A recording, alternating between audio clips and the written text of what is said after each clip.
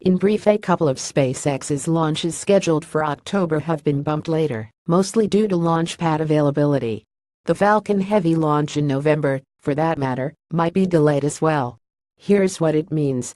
Elon Musk's rocket company has already completed over 40 flights for its reusable Falcon 9 rockets, including a bunch of missions for the International Space Station as part of a long-standing contract with NASA, as well as a mission for the U.S. Air Force with a highly secretive payload. Indeed, 2017 has been quite a year for SpaceX, and it isn't over yet. SpaceX has scheduled the maiden launch of the Falcon Heavy rocket, supposedly the next big thing to come from Musk's Rocket Labs, for this November.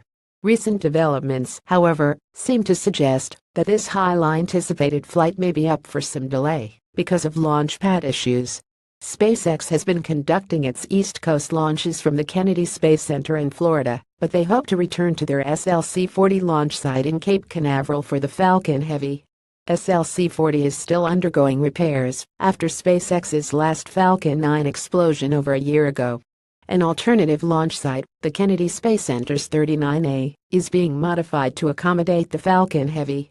Yet 2 October SpaceX launches, the SES-11 and NEXT-3 missions, both launching NASA satellites, have already been moved forward due to launch pad availability.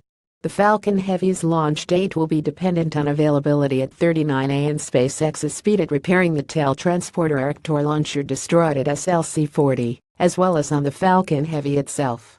Expected to be difficult. Musk has previously said that he expects the Falcon Heavy maiden launch to be quite a challenge. In fact, he's been rather unsure about a November flight. He said that he's not expecting it to make it to orbit. "I want to make sure to set expectations accordingly. I hope it makes it far enough away from the pad that it does not cause pad damage," Musk said previously. Still, work on the Falcon Heavy has continued.